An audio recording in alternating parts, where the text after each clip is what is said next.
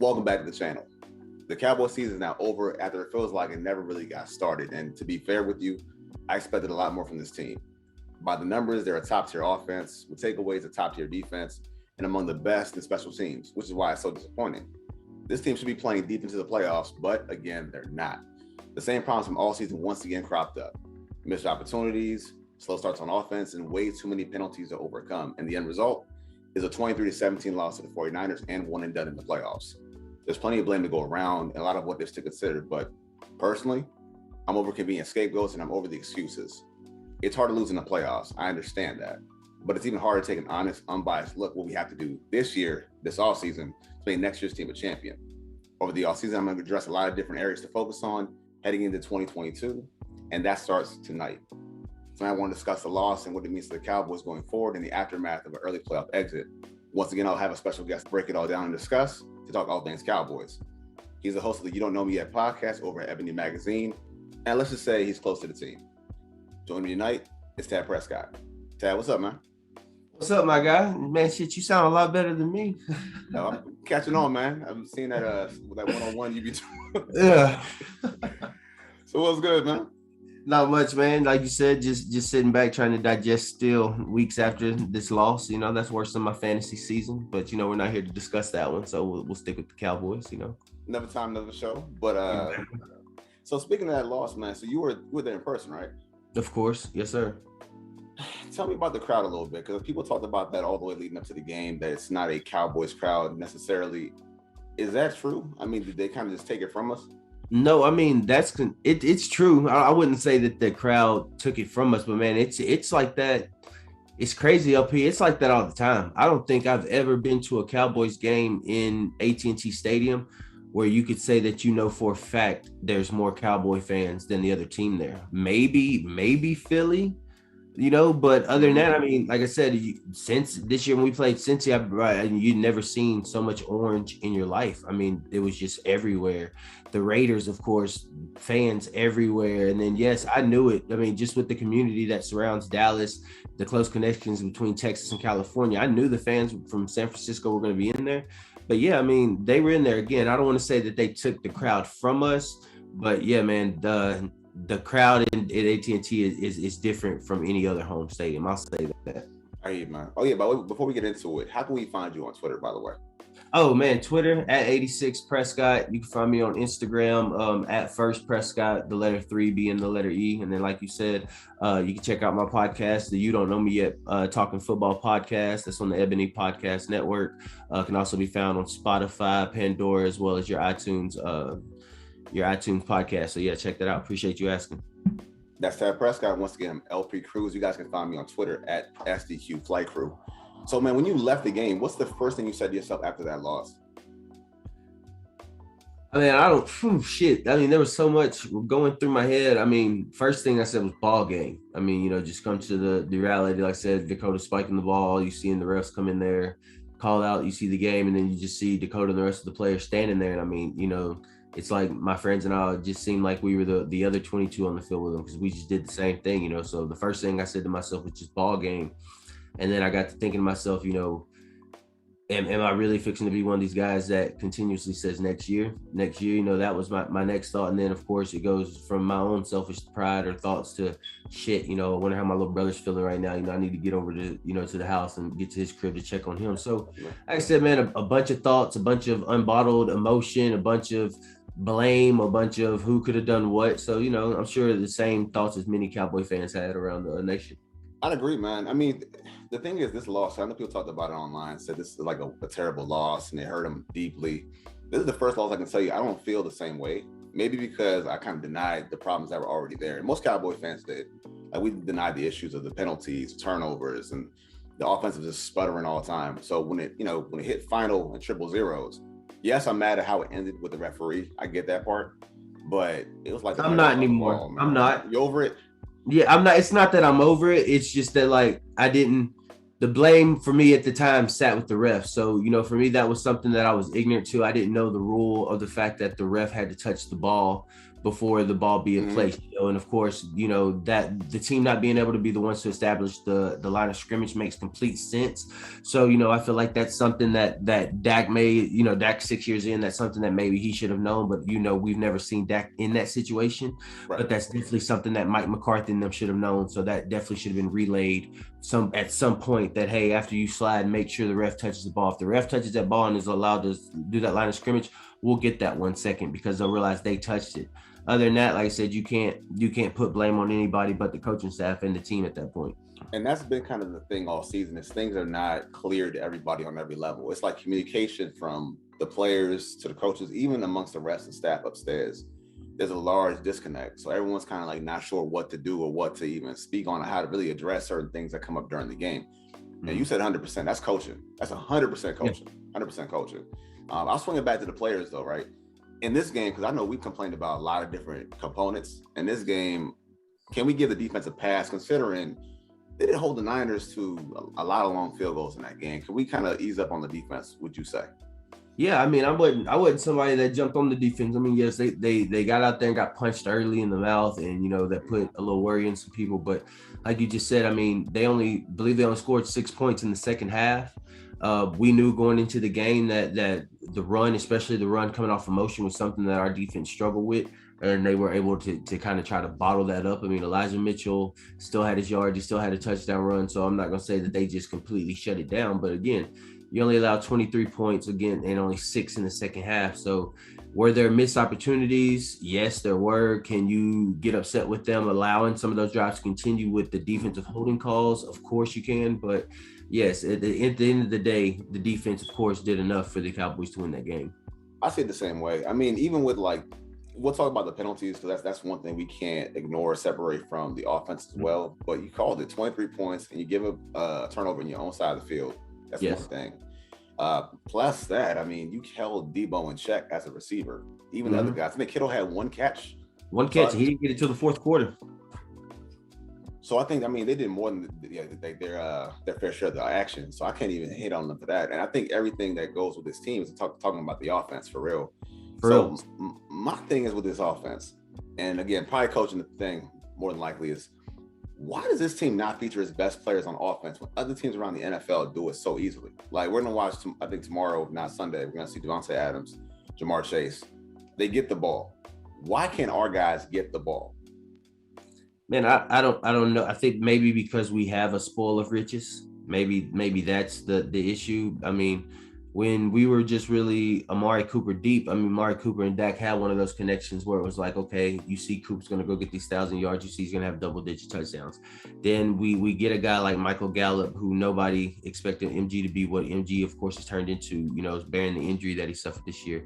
And then, of course, you're able to find a guy like CeeDee Lamb, who falls to you in the first round of that draft. So you get a spoil of riches, and I think it gets to a point where the OC maybe doesn't know how to use them all. He doesn't know how to utilize this guy, or maybe he tries to take advantage of certain matchups in certain games instead of just getting the ball to who needs to get the balls, So, I mean, I don't know, that's way above my pay grade, but, just listening to the guys that did do it for a long time, like Aikman. I mean, Aikman went in on the Cowboys. Talking about the soft coverage that you had with CD, and, and again, yes, you can look to Dak as a quarterback and be like, bro, why are you not checking at the line? But again, I'm more so on coaching for this, because it's like, how have you not recognized that yet, Kellen Moore? How have you not recognized that yet, McCarthy, that they're sitting one guy over this, that we need to run a curl instead of running CD on double moves or deep posts and deep corners. So, yeah, man, I don't know. Like I said, and then offensive line play was hard to allow the rushing game get going. So it was hard to see what we could get out of Zeke and Tony. So, like I said, I think at the end of the day, it's maybe we just have too many weapons, which I hate to say that. I never want to say that as in a negative way, but maybe it's the fact that it came to the point where they couldn't figure out how to utilize them all. You know what's been killing me though is so after the game, right? I know you don't do this anymore, you don't have to, but I know I go back and forth with a lot of anti-Dak people. A lot of people they're just mad for whatever reason. Oh, and yeah, I still do it. I try not to do it as much. See, that's growth and maturity right there. I'm a little petty for that. But the one thing that they talked about is they talk about everything about Dak, really, right? We're getting the ball to the weapons.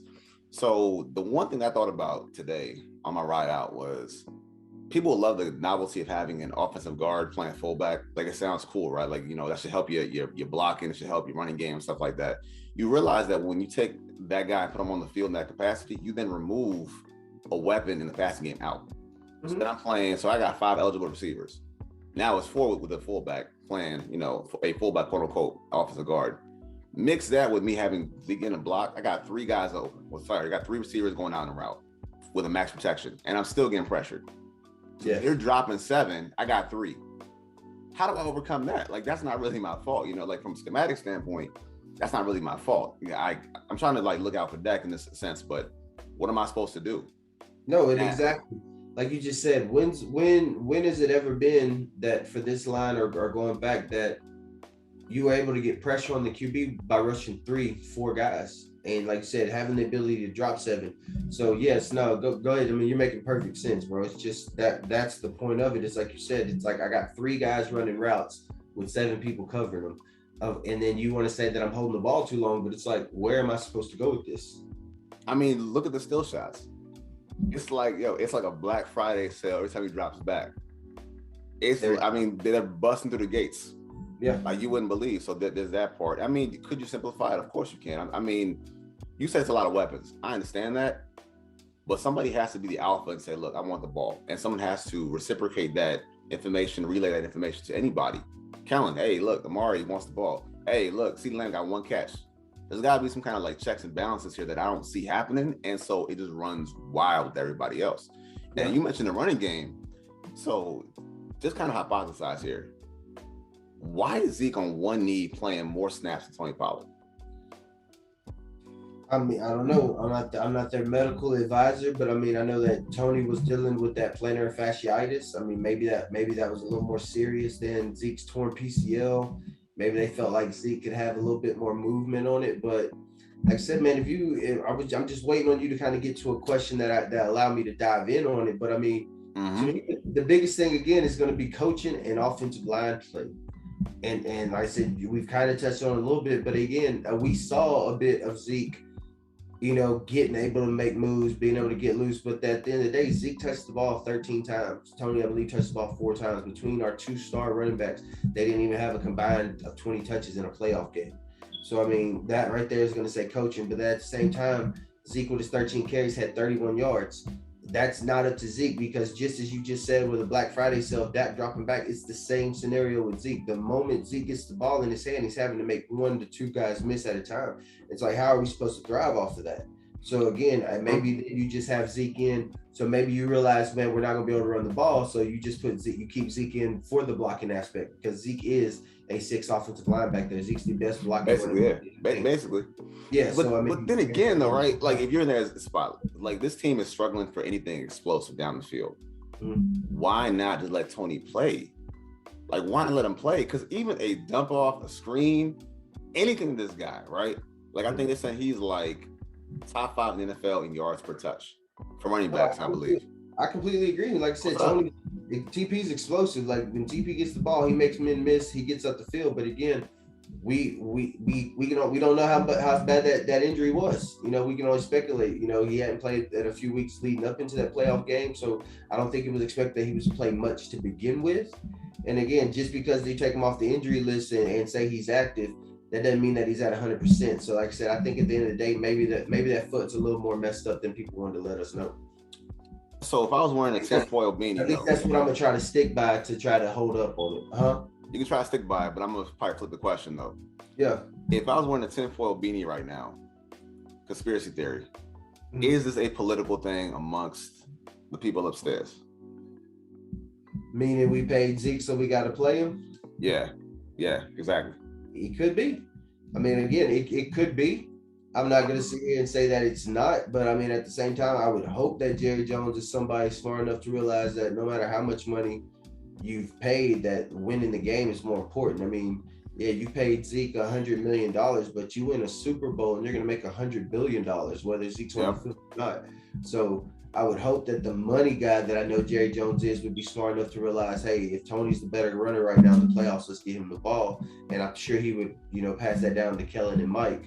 So like I said, I'm just going to sit on the case that I don't want to speculate that he's a $100 million guy. We have to play him. more so to the fact that, hey, he's a better blocker than Tony, and Tony's foot's not 100% yet. I just don't see where that makes any sense to me, man. We watched Tony play. Like, Tony has had games where he was a lead guy and he blocked. I'm not saying he's as good as Zeke. Put it like this. Like you said, with the offense and the guy, one of my biggest issues with what the so-called slump going into the back end of the season, I think one of the biggest hindrances to us was the comeback win against New England. And not so the comeback win, but how it ended with CeeDee Lamb catching that touchdown pass, being able to wave. Because, bro, after that game, our offense went CD heavy. Like, Amari he vanished. Go double check the stats. I think, man, because what happened next week? Because we had the bye week, right? We had the bye week. Yeah, we had the bye week, and then we went into that. And then CD was averaging almost 13 to 15 targets a game. Okay, where Amari Cooper was sitting there with maybe 3. And I know that probably better than anybody because I have Amari on fantasy. So I'm sitting there like, come on, Dak, I need you to hit this man. Me too. But it's the same. So I'm telling you. So and then you look it back, and that's what I'm telling you. Like, CD would have 8 catches, but he'd have 15 targets. And that's to the point where I got to the point where I was like, maybe with the coaching, they are getting Dak out of his game, because one of the biggest pluses with Dak was always that he was going to allow the defense to dictate where the ball went. Right. Where it seemed like even with the interceptions this year he had, it was being forced to CD. Like, I mean, we saw even the the interception that he had, particularly against the Washington football team, where he comes off that rollout, Dalton Schultz is wide open. That's a play that we've seen in the past 10 out of 10 times. Dak on the move is going to make that throw. Instead, he stares down CD. He's trying to see what CD's doing, where he's going. By the time it's CD's covered, he's not getting open. He tries to reset. Dalton stops running. The man undercuts it. That's not Dak's game. That's never been Dak's game. What made him great was going to where it was open. And I think a little bit after that touchdown, it was, oh, man, we got to get CD this ball. You see what CD did, and it became real CD heavy, to where you got the games like Washington where we blow people out and Philly will blow people out. I don't know how much of a difference I'll say it makes, but you see Cooper in those games getting his touches early. Amari Cooper's immediately in the first quarter getting 5-6 touches. You know, he may not even have a touchdown, but he's getting passes early. That allows then the defense to rotate away from CD. Same thing with Dalton. We saw Dalton come back on in the end of the season, but look at Dalton at the beginning of the season. Dalton was headed towards the Pro Bowl as a tight end because what he was doing. After New England, Dalton and Amari disappeared. And again, I don't know what the meaning of that for. Again, if that was determined based off coaching, hey, we're going to make this about CeeDee Lamb, or what it was for. But our best games are when Dak was able to get everybody involved. When you see Sed getting his passes, when you see Coop eating, you see CeeDee getting his, Dalton's working those underneath. And we didn't get any of that in the San Francisco game. And we didn't see any of that consistently enough, which is where I question Kellen. And a lot of that, like I said, goes to coaching. We all do. Like, he, for the first 7 weeks, even last year, even though we weren't winning that early, you saw the tear Dak was on and the creativity the offense had. But once Dak goes down and after week 8, Kellen's offense went stagnant. Same thing with this year. After week 7, the offense was stagnant. It's like I was joking on the podcast today, like, you know, the little green playbook that the coach has in the water boy. Yeah, it's like after week 7, Coach Boru comes and takes it from Kellen every year. And he goes back to Linehan 2.0, and we're just going to run what I'm comfortable with. And it's like, why can you not? So as much as as people try to blame and say the players can't sustain it through the season, I'm now looking at Kellen like, you cannot sustain your play calling throughout the season, and it's really starting to show. It's inconsistent, man. And I think, so here's the thing, right? Because I want to be critical. I want to be critical and objective of Dak. Like, right? Which includes the quarterback too. You know, like includes Dak Prescott as well in that mixture. So I'm sitting there to myself and I look at what's going on. I think almost after he got hurt in New England, because we talked during the bye week, and I said, okay, well, let's see what happens. I expect them to play in Minnesota. They go out and they win in Minnesota, right? They fed Amari Cooper because they had to. Like, that was the guy they had to feed, because I think Gallup was out still. So they had to give it to Cooper. Cooper rushed. And CD got a concussion early. In Minnesota? Was that in Kansas City? Kansas City, he got dinged up in Kansas City. He should know. No, he didn't play. I thought he didn't play in KC. He got hurt in Minnesota. He got hurt in KC because he hit his head at the end of the half. He tapped his head in KC. Right, falling in the back of the end zone. Okay. Yeah, and I know Harrison Smith grabbed him by the face mask in Minnesota. Mm-hmm. But because I knew that was on the pass from Cedric Wilson. Yeah. But I know what happened with that game. I almost feel like that game emboldened them to say, all right, you know what, we can kind of play close to the vest. You know, this is the way we play the football. Whatever happened with that, I have no idea. But when it comes to Dak, as far as what happened, because I think really what's going on is that with the penalties and the run game not getting off, essentially what you're doing is you're shrinking the game like Garrett. You said Linehan 2.0, it's like Garrett, right? Where you're shrinking the game and you're kind of making every throw live and die by Dak. I'll critique Dak for missing throws. If Amari's wide open, you miss a throw, Dak missed it. Me too. People give me hell all the time. Like, oh, all you do is defend Dak. And I tell them, man, trust me, I'm one of Dak's biggest critics. And I'm number 2 because the biggest is himself. But then I tell people, y'all just don't sit with me at games. But trust me, Dak misses a pass. I'm the first one to yell, what are we doing? Where's that going, huh? We can say it. I mean, the part that these cats are starting to miss out, man. And my bad. No, you're good. You're good. Is the part that cats starts to miss out is this. Is when you have games like this where the offense sputters and you have holding penalties, you're saying, hey, Dak, come save me. Come dig me out of 2nd and 20, 3rd and 13. You hinge so many things on singular throws in the game that by the time you realize it, hey, yeah, Dak missed 3 or 4 or 5 throws that could have won us the game. Yeah, but what about the other 50, 48, 53 plays? It's dependent on Dak so much that when he messes up, it becomes magnified and exacerbated by that one mistake. But why is he the only one? Dak is I say that to people all the time. Dakota is the only quarterback in the NFL who's judged off losses. Everybody else is a team loss. But when it comes to Dakota, it's he lost you the game. Because it's convenient, man. To be honest, it's these convenient scapegoats and these easy things to blame on. The quarterback makes $40 million and stuff like that. It's simple. It's just an easy thing to do. Like, it's anybody that does this as a podcaster, analyst, whatever you want to call it, I think you have a responsibility to at least investigate more than the base arguments. Anybody can do it. Now, of course, like people that are way up there, Mount Pius, that the talking heads and such, they don't have to. All they got to do is blame quarterback, blame the head coach, blame the owner. It's too simple, man. But I say all that to ask you this question, right? Based on watching that game last week, how would you rate Dak Prescott? Like, if you gave him a grade, what would you say he did in that game?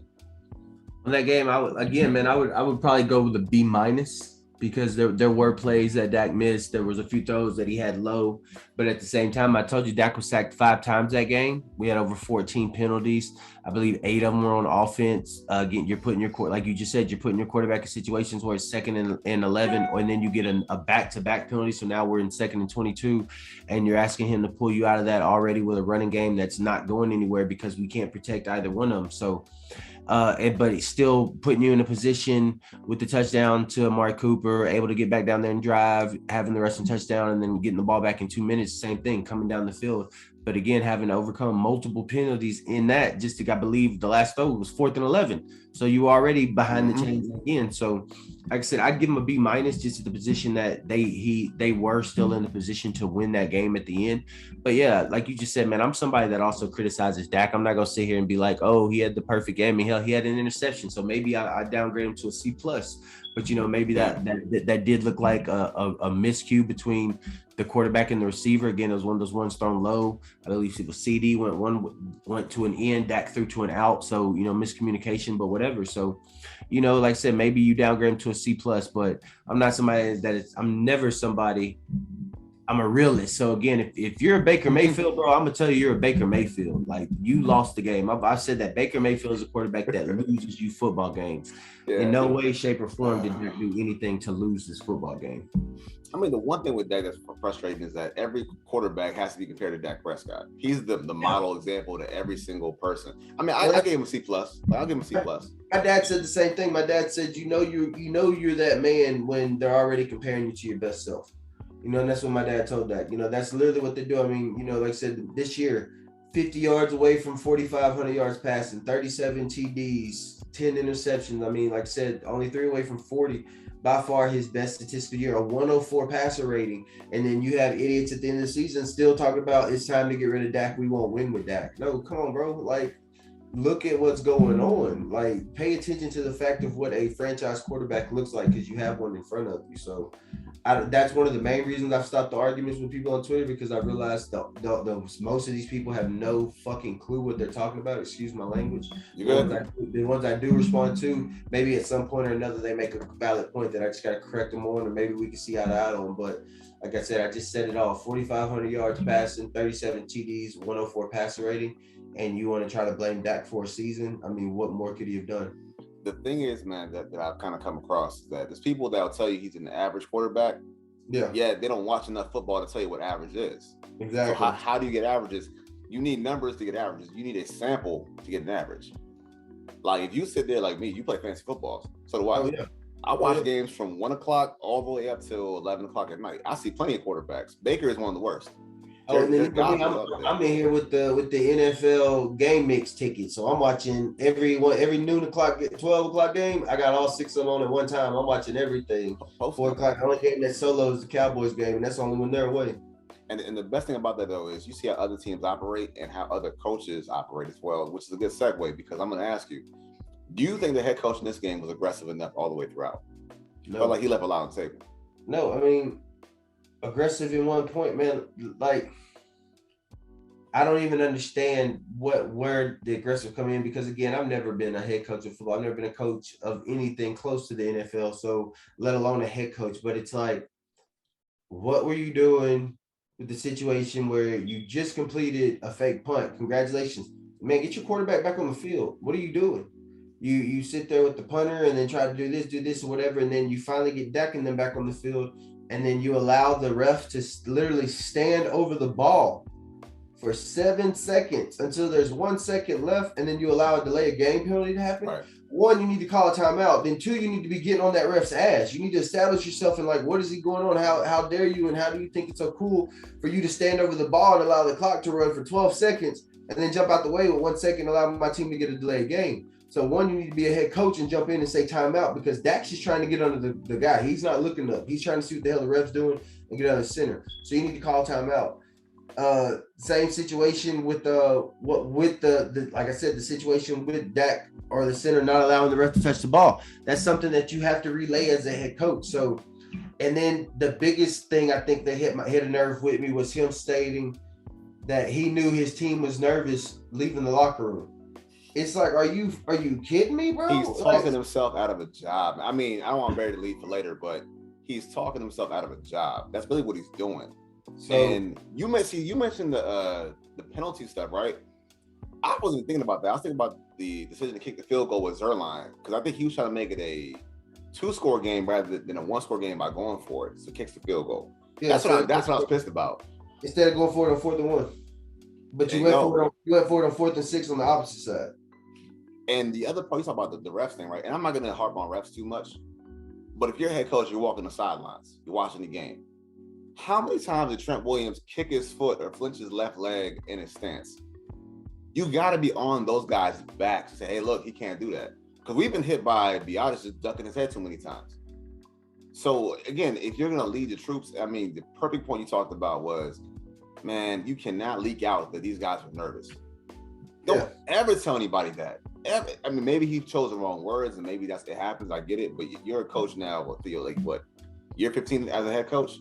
Something like that. No excuse, man. No excuse. So, I mean, do I think he was aggressive enough in the game? No. And I think he talked scared after the game, and that's probably even more inexcusable than anything else. Completely nervous and scared after the game. Like I said, just like, what are you doing, bro? What are you doing? Man, so, because all things considered, then with this team, because I know I talked about it in the opener, but.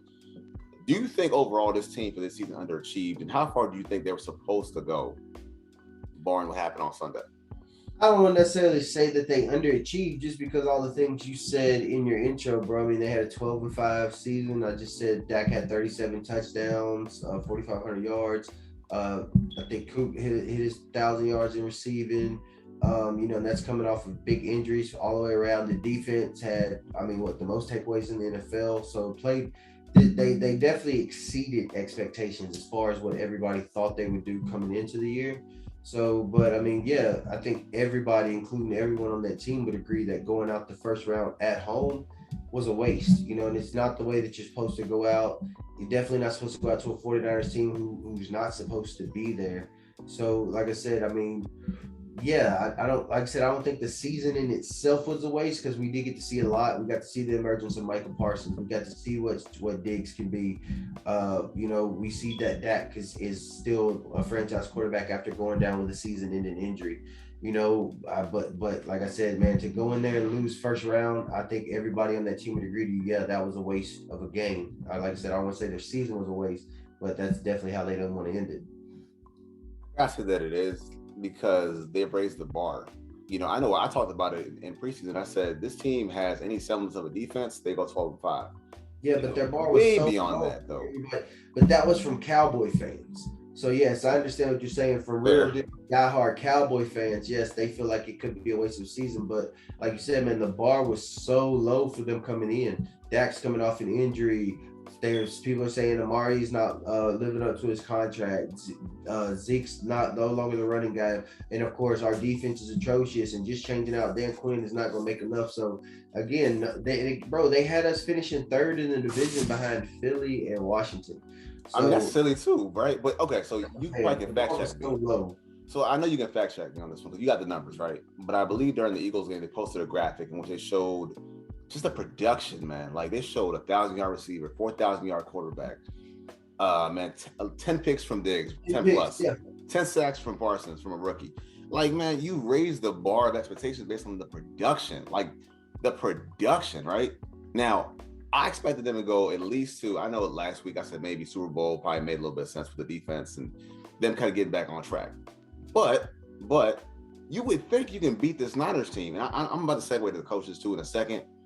But if this team, the Niners show you 4-man fronts, drop 7 in coverage with minimal blitzing, why can't you attack that? With corners that are 10 yards back? Like, exactly. And 8 minutes to let them know. So I don't know. And I'm glad they did, but they underachieved, man. Like to that sentiment, they underachieved. I'm not gonna discredit the players. They had productive years, and I get that. But you should at least win a playoff game at home. At least win a playoff game at home. Definitely. I can't let them slide on that one. And the one thing I can't slide either is, so here's an honest question, because there's a lot of conversation going on now with the coaching staff. Jerry did his wrestling promo that he's pissed off and angry. So the question I have, because this might actually take shape, do you think Dak has outgrown Kellen Moore? And is there anything that Kellen can teach Dak to mature, hit that next level as a quarterback? I think Dak is not a finished product by any means. Yeah, no, I wouldn't say Dak's a finished product, but at the same time, I don't know what else Kellen could teach him, and I'm not saying that really in a negative way. I'm just saying that, like, to be honest, like what defenses are you seeing that Dak's not seeing that you're adjusting or teaching him? I mean, like I said, I don't know, and I guess that's what I'm asking you. Like, what do you mean? Like, teach him as far as what? Like, how to read the defense, what he's seeing. I mean, how to play the position, what? So this might be unfair to Kellen Moore, right? But the only way I can explain to this, like, you ever been at a job where your boss, like, you knew more than them, or you felt like you had more skills on the wall than them? Like, I got more experience than you. I know more than you do. I feel like Kellen can't really teach Dak anything about how to read a defense, because Dak has been doing that since day one.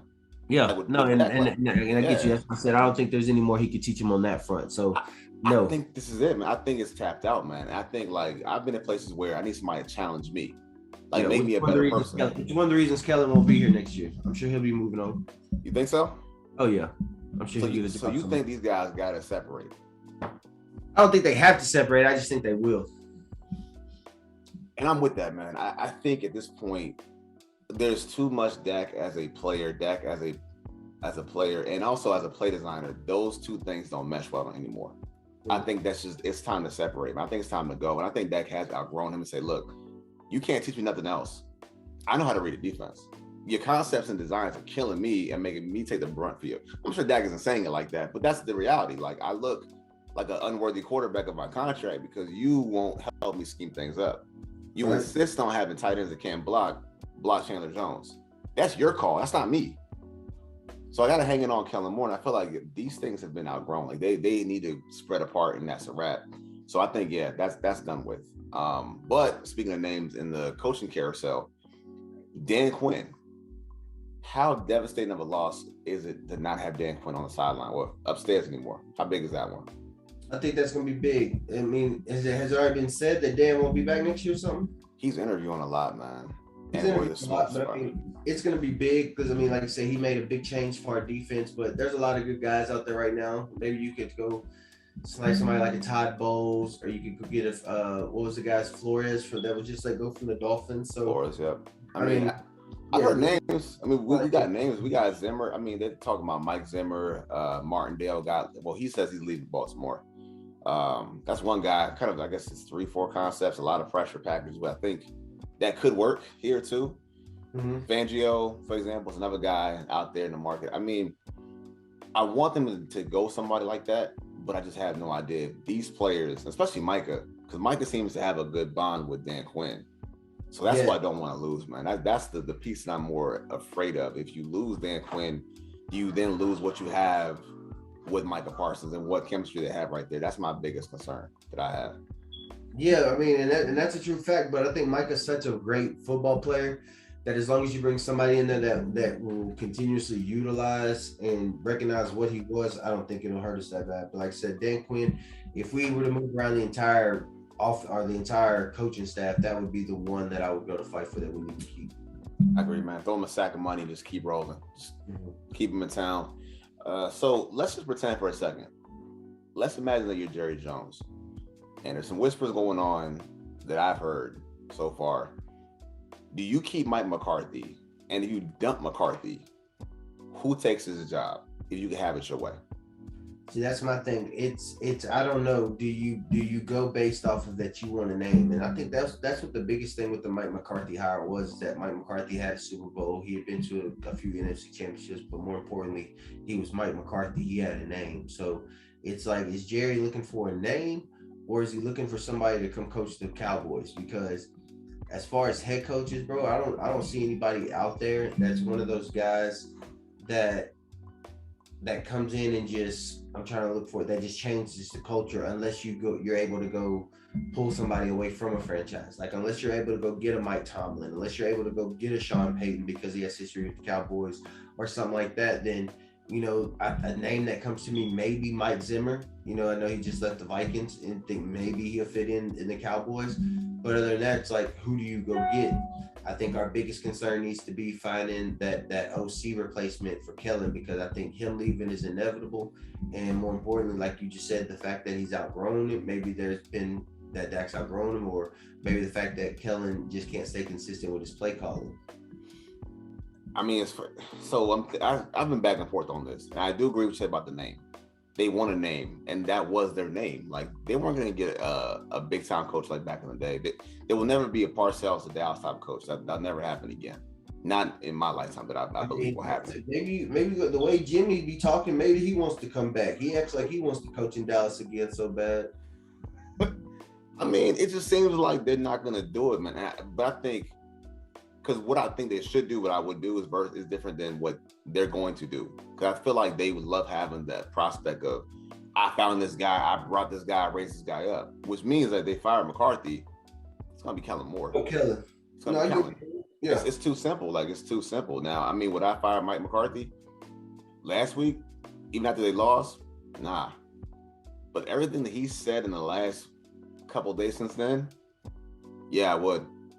Yeah, and Jerry's definitely taking notice of it too. So yeah, it's gonna be tough. And I've always said that Kellen wouldn't leave, because I felt like Kellen was somebody that was just waiting to step up to kind of do like they did with Wade Phillips and Coach Clapp. So yeah, and it's the perfect scenario for him to do that this year. But like I said, it's at that point, it's like, do you allow Kellen to keep calling the plays? Because again, we have seen Kellen be almost pure perfection with play calling, but like I said, it always seems towards the back end of the year, we go right back into, hey, let's go 2 tight end formations, let's go play action first, second down, let's try to throw in third down or behind the chains and punt.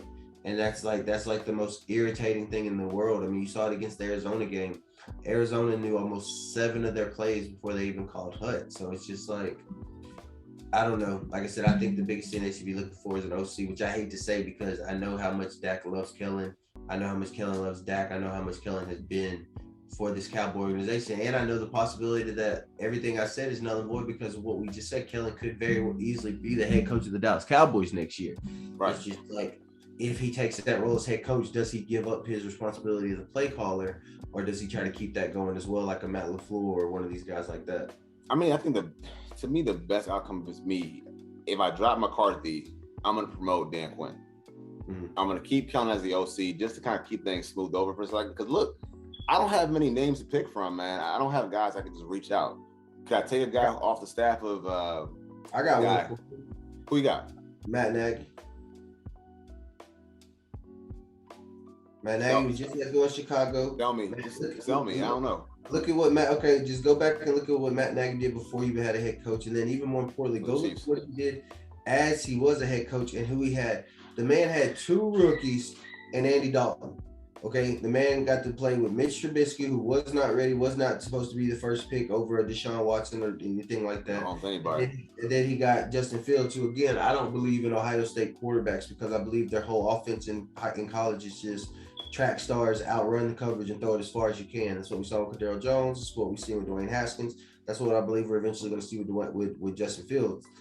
But you see that the creativity Matt Nagy had, the ability he had, even with the suspect offensive line, how he was able to get Montgomery coming out of the backfield, ways he was still able to get Kmet, that tight end infiltrated in the offense.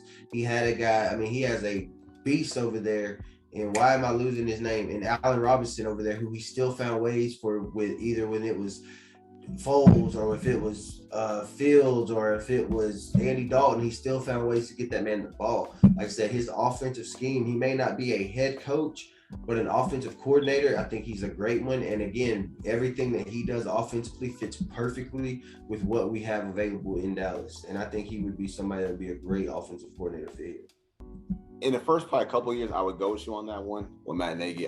That's not a bad idea. It's just what happened last year with Allen Robinson. Because you play fantasy, you know, having Robinson, he stopped being relevant because he wasn't getting the ball anymore. Look who he had throwing the ball. He had Nick throwing the ball. He had Nick and Andy. I got it. I mean, I got it. Shit. What did Amari Cooper and CD Lamb do with Andy Dalton last year? Nothing. People were trading them off the team. I traded Ezekiel Elliott and them off my team last year when Andy Dalton became the quarterback.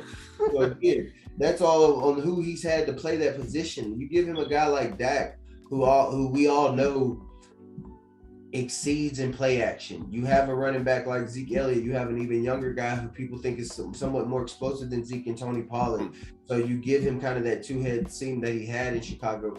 Not only do you have guys like Allen Robinson and Amari Cooper, but we have, like I said, that abundance where you have a CD Lamb out there. You got Dalton Schultz. So like I said, he did the same thing with a depleted line like we did. He was still able to go get Montgomery 100 yards a game. So like I said, I just don't think maybe he's cut out to be a head coach, and maybe he's even a head coach. Like I said, when you just look at what he's had to work with since becoming a head coach, you go name me anybody that's won with what we just named, because there aren't anybody. No quarterback. Yeah, no quarterback. You're handcuffed. Nobody's won with Mitch Trubisky so much to the point that he's backing up Josh Allen now. Andy Dalton's been traded twice. Nick Foles been on every team in the NFL. And again, now he has a rookie that he doesn't know how to utilize because he's not somebody that wants to get his quarterback running. That's not something he wants to do. He's not trying to run quarterback powers and things like that. He may run a bootleg and get his quarterback outside the pocket for a deep pass, but as far as just utilizing this guy as a runner, that's not Matt Nagy's offense. All right, so I'm gonna flip the page to the offseason, like the real thick offseason stuff. So let's pretend in free agency, right? Because this team got a lot of guys leaving, a lot of guys on the market potentially. So with the defense, you can only keep one person. Yeah. Jaron Kearse or Randy Gregory? Randy Gregory. Why?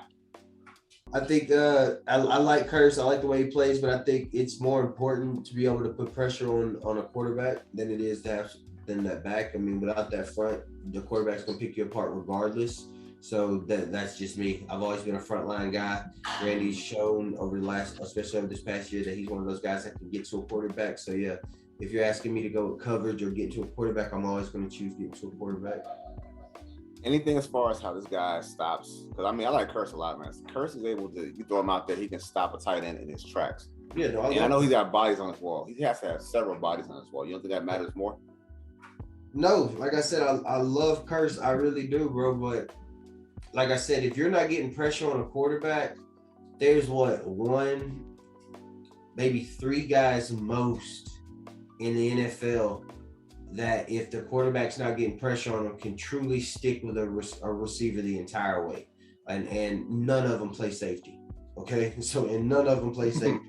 So, like I said, I think if it comes down to the point of, hey, I need to get somebody that's going to get after this quarterback, or I want somebody who's going to shut down the tight end, I need you to go get after this quarterback. Because if you're not getting after this quarterback, if you're not getting after Pat Mahomes, you're not covering Kelsey. I don't give a damn who you are. So that's where I'm going with it. I feel like they can replace Randy. I'm because like we missed Randy for how many games? Like 7 games this year with the calf injury, and we've gotten used to not having Randy for a while. So I feel like, and I only Michael made up a lot of that though. He did. I mean, he's a nice cover off for a lot of those problems. I feel like with the Jones bunch, they never prioritize the safety.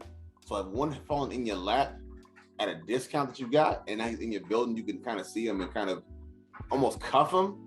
I almost feel like, man, but have this guy up, man. You get up on Donovan. I mean, Donovan is somebody that we're all high on, but he missed due to injury. So as a cover guy, though, can he cover the same way? He's a ball hawk. Have you not already seen the interceptions and the turnovers Donovan has caused in the games that we have been able to see him in? And he did the same thing at A&M. So I mean, yeah, he can cover. I feel like, man, he kind of took when he came back, and maybe he took a backseat to J-Ron, so that's probably what's going on. Mm-hmm. But I feel like his tackling in space took a dip when he came back. And he wasn't the same player as last year. And maybe that, like, he had a bit of a drop off. But this guy came in from early and just took the job by storm. You know what I'm saying? Like, that's kind of what I'm thinking of. Maybe I would take J-Ron Curse, just knowing what this team believes in safeties, to eliminate that problem later. But I got another one. For you. So you can only keep one set, meaning you can't mix and match. You have to take the pair as they are together. On offense, you have one set. You take Cedric Wilson and Dalton Schultz, or you take Michael Gallup and Conor Williams. Oh, that's tough. That's a tough one because I love MG, but I'm taking Ced and Dalton. Excuse me. Oh, sorry, bro. I ain't been feeling well the last couple of days. I'm taking Ced and Dalton, just because, like I said, I love MG, but Ced's a great route runner. Ced's somebody that comes through in the clutch. Always, we've seen that Dalton's coming on as a great tight end. So you're asking me to lose 2 productive players over 1, because I've already told you I feel like this offensive line needs to be revamped completely, almost starting with Conor Williams. So if you're asking me to lose a guy that I think gives up more sacks than anybody in MG, or keep guys who I know is going to get the ball in their hand and do something with it, man, I got to keep, like I said, as much as I want to keep MG, like I said, the friendship that we have, the athlete I know he is, I can't keep him and an offensive lineman I'm ready to get rid of over 2 guys who have shown they can produce on the field. I like both guys a lot, man. I do. The thing is, I feel like they're missing the aspect of the deep ball threat, though. And I like Cedric a lot. I like what he can do. Like, I think Cedric makes him a more dynamic offense, passing the ball across the middle, because now you guys can't be pigeonholed in certain spots. Like, I know MG is more like the outside guy playing on the outside. You know, he's not really a slot, but I feel like with MG, he gives you back the deep threat option. He gives you back the contested, hard to catch ball. Even, I mean, catch the ball through contact. I think he's a great option for Dak in that respect. And even with Conor, I think Conor is not as bad as people think that he is. And maybe if he had better coaching with the O-line, maybe he wouldn't have as many penalties. Just saying, man. Just feel like even the penalties got out of hand with him, and I think he got benched for a guy we thought was better automatically. He actually was worse. Like, Connor McGovern got washed away by Jonathan Allen. That happens. I mean, a lot of guys are gonna get kind of punked by Jonathan Allen, but still, I mean, I would say MG, give me back my deep threat, because I think that actually takes the top off the defense, makes it more dangerous down the field, and kind of, you know. But I think it's just hard, man. I think that's kind of a hard lot. That's a tough one. So I got to ask about this guy, man. And heads up, I'm going to try to break him down on film, hopefully in the next month or so. But Amari Cooper, do you think Amari is done in Dallas? And is CD living up to the expectations that we have on him as a first-round pick? No and no. Okay. I don't think Amari's done. He's still one of the best, if not the best route runners in the NFL.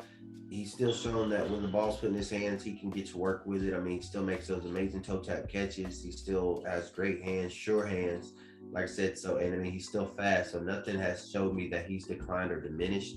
I don't think he's somebody that Jerry and them are willing to lose yet. I know there's talks about his contract and things like that, well, I'm sure will be have to be brought up at some point. But no, I don't think he is. As far as CD not living up to expectations, same thing. I don't want to say. I said no because again, he was that first round guy. Just because we didn't, I want to say it's just that sophomore slump, if that makes sense. And I mean, all the good ones go through it. I mean, and it's just because we didn't see CD do this year what he did last year, and what we saw him do last year, he did without Dak. So everybody expected when Dak came back, him and Dak were just going to tear it up. And like I said, I think a lot of that became too towards the back end of the season of them trying to force that too, trying to make CD be, hey, you're this first round guy that we drafted, be that first round guy. So a lot of looks and a lot of balls got forced to CD. One of the things I think he lost this year was that ability to become a running back after the catch. That was one of the things that CD Lamb was the best at, especially at OU. And then we saw it again last year in his rookie year, that when he catches the ball, not 8 out of 10 times that first guy he was going to get off of him, he was going to become a running back and get down the field. Where this year, like I said, he struggled a bit with drops, especially drops in big moments. He seemed to be like a guy that would go down after first contact. There were even a few times where he decided to go out of bounds instead of trying to make a move and cut up field. So, like I said, I think a lot of it's just that sophomore slump. You let a lot of what happened in your first year get to you, and you come out thinking that you're going to be this, and maybe you're not. You just got to bring yourself. Everybody has to be humbled.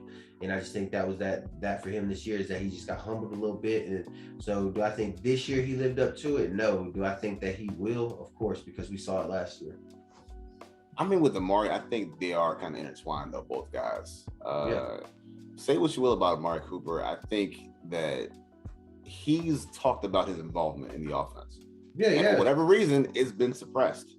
I mean, again, maybe there's a thing that I don't know what's going on upstairs. Maybe there's influences that are beyond his control.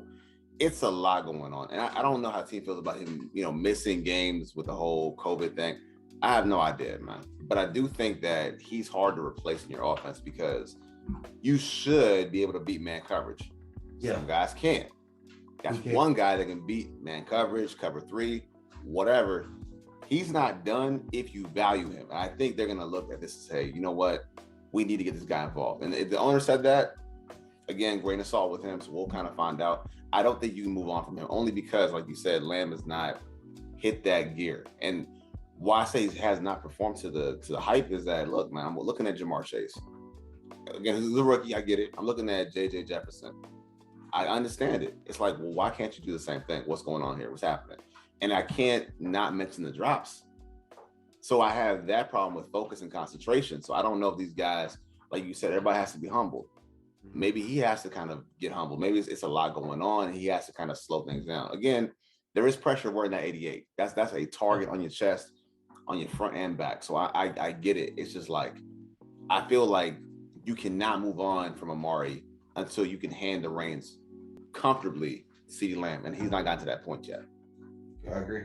So that's my thing, man. And I know in about a month or so, I probably will do it. You might as well go deep into the draft, but kind of projecting forward with everything we talked about, offensive line, receiving help, Gregory, Jaron Kearse, kind of just finish this sentence. The Cowboys' biggest need in the draft is blank. Offensive line. Any particular one? Left tackle. Dang. All right. Tell me why, though. I mean, why not? You have to have a backup plan. I mean, we honestly needed a backup plan 2 years ago for Tyron. I mean, I don't want to sit here and just shit on Tyron Smith because Tyron Smith is a Hall of Famer. He's one of the best to have ever done it. But again, all great things must come to an end. And his time is quickly coming, and not quickly. I mean, it took a while because, again, he's had a great career, but it's coming to an end. Like I said, man, we're seeing him get beat now by not even just great outside guys, but average outside guys are starting to beat Tyron. He's getting holding penalties that we're not used to. He's jumping off sides because he knows he's getting beat by these elite guys. I mean, Chandler Jones gave it to him. And I mean, even in this playoff game, Tyron had maybe 3 or 4 big penalties that just hurt us. So like I said, and same thing, we watched him just when Dak's getting hit. You never saw in Romo or even in past years that Dak got hit, that it was one of Tyron's guys. And now when Dak's getting hit, you see 77 being one of the first ones there to pick him up because it was your guy that got to him. Yeah, so that's what I'm saying. And then same thing with the offensive line. I mean, Zach's still an all-pro guy, but I mean, we saw this year some guys got into Zach. Chris Jones is starting to show that he's an elite pass rusher. We saw the Jonathan Allens in Washington show him, hey, we've always seen what Aaron Donald's been able to do. So same thing, man. I mean, a lot of people sit there and go back to 2016 and talk about how this line was built for Dak and Zeke, but they forget everybody on that offensive line, including the guys that are still there, were there at least 2 years before Dak and Zeke were even brought on the team. You know, that's 6 years ago. So we're talking about Tyron going on an 10-year career on a 6'8", 300 body frame that he's had multiple injuries on. You know, that's like a gold necklace, bro. Once you break that gold necklace, it don't matter how many times you go get it started. It's going to get weaker and weaker and break easier and easier every time. It's the same thing when you're looking at a frame like that. And we've had, I think over the last 2 seasons, Tyron's missed, I know, a total of over 12 games. So, and we hadn't been able to have anything to hinder that or replace that. And then it's like this year still did really well at the left tackle position. You know, he was somebody that at first I didn't believe in, but when Tyron went out with his neck injury and everything, still came up and held up really well. Him and Conor Williams had a really good chemistry. It seemed like the left side of that line was starting to do okay. And then Arizona, you bring Tyron back. Yeah, you bring Tyron back, and then the entire line crumbles, and half of the mistakes and penalties are being led by Tyron Smith and the fact that Chandler Jones is kicking his ass. So, like I said, man, I think you have to start with a backup plan for Tyron Smith. I mean, like I said, I know I'm not bad-mouthing him. He was a great player. Like I said, he's going to be a Hall of Famer. He's a first-rounder and everything he has. But like I said, man, all great things must come to an end. You don't feel like the more immediate need would be the interior, though? Because I feel like that was really kicking our ass with the interior. The defensive lineman? No, I mean, as far as the O-line, like the center, the left guard, that's what's bugging me. I mean, but it's outside in. I'm not worried. I'm not one that's ready to give up on Biadasz yet. Said Biadasz is young. He's a Wisconsin guy. I think he's part of that. He's going to have that Trevor Fredericks background. So I'm not ready to give up on him yet. But no, man, I think it all starts. I think it all starts outside in. I mean, you have these big guys out here are going to have to protect. Yes, I understand D tackles in the league are getting so much better, but with Dak's ability to get outside the pocket with a guy like Zeke in the backfield, I don't think there's so much of a concern that if a guy like Chris Jones, a slower D tackle, gets up the middle in Dak's face, as opposed to these D ends that we got now that are running 4.3 40s. You're gonna have to have somebody to put a hand on them and stop them, you know. So I think we have to shoot the outside. I mean, I think it all goes back to the ownership stubbornness, because if they still intend to run the ball and they want to get every last drop out of the Ezekiel Elliott contract, you have to revamp your interior offensive line. I mean, the key to this team is going to be Dak in the passing game. I know that. I believe that. But they may not. So if you're going to double down on ignorance, then fortify the interior. And I mean, Tyler is not as bad as he has certain moments during the season. He's not as bad as his lowest points. He's not. But if you're going to move on from the guard, which they may, the left guard, well, his backup was even worse. So I feel like you have to invest in left guard center. I feel like you go into here because we're going to have a high pick anyway. So, man, I think Jerry, of course, has spent money on the fact that, yes, he gave his quarterback his money, he gave his running back his money, he gave his wide receiver money. But I'm almost positive after this year, neither Zeke or Cooper are guaranteed any money. You kind of got rid of your contract that you had Jalen Smith. So you may need to come to Zeke. You may need to come to Tyron if he's still going to be on the team and renegotiate these contracts and pull the LA Rams out your ass. Because you talk about if you could buy a Super Bowl, the check you would write would be enormous. Well, Jerry Jones, in a way, you can buy a Super Bowl, but we're seeing the owner of Los Angeles Rams do it this year. You have more than anybody. So you go restructure some of these deals and you go look at these guys in the offseason and you pick and choose the best ones. Don't go off the ones that are willing to come in and play for your cap space and save your dollars. You go find you the best young offensive guard that's available in free agency. You go find the best left tackle and you solidify that position that way. That way, when you get into the draft, because we know we're already picking in the high 20s or whatever, that way you can look at whatever the best guard or maybe the best center or the best right tackle is at that time and maybe try to go get one of those guys because you went and spent money on a Trent Williams type left tackle. You went and spent money and got you a left guard like a Quinn Wilson, which granted he just got re-signed, so he's not going to be available. But you know what I'm talking about. There's a few. You're right. Cleveland line that are going to be available. So I think you just start in free agency. You know what you have on both offense and defense, and you just spend the money, man. You even if they're 2 and 3 year deals, go give some of these young 26, 27-year-old left tackles, left guards that can pull and move a 2-year, $27 million deal, something like that with 13 guaranteed. They'll sign. And that's the mad part about this is too, because I know you hear it a lot, man, because people make the comparison of, oh yeah, I mean, you mentioned Romo briefly, right? But in the era before Dak as he got there.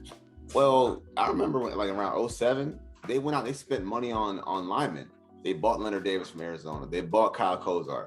Like, you can go spend guys at these, manageable contracts and build them up. Like, it's possible. So if the problem with your teams is you to run the ball and you want to do a dependent pull game, need more athletes, you want to have more power, you can choose that. Just signing a guard. Go get a center. Go find Alex Mack. Alex Mack signed on with the Niners probably for not much money at all, who's been a pro guy for years. Like, they can do all this stuff. And if you do it right, you then have more BPA options when we get to the draft. Because that's really what this team's lifeblood is the draft anyway. So alleviate the stress of the draft. Like, fix that part. Yeah, I agree. So yeah, man. I mean, that's killing me, dude. But yo, I know we're coming up on time, man. So I'm gonna wrap this thing up. But before we slide out of here, how can I find you on Twitter, anywhere else, the podcast? Just let them know once again. Oh, man, again, appreciate that. Check me out on Twitter at 886 Prescott. I'm on Instagram at First Prescott. The letter E is a 3. And then, again, Ebony Podcast Network has me hosting my own podcast, the You Don't Know Me Yet Talking Football Podcast. That's with the letter U, not the word, the U. And, yeah, man, please check me out. Make sure to subscribe. All right, guys, that's my guy, Tad Prescott. So once again, for my special guest, I'm LP Cruz. Thank you for stopping by, Tad. Appreciate you. Gotta do this again, of course. Yes, sir. Of course, anytime. And Cowboys Nation, thanks for rocking with us tonight. So as always, hit that like, hit that sub button, and Cowboys up. Peace. Yes, sir.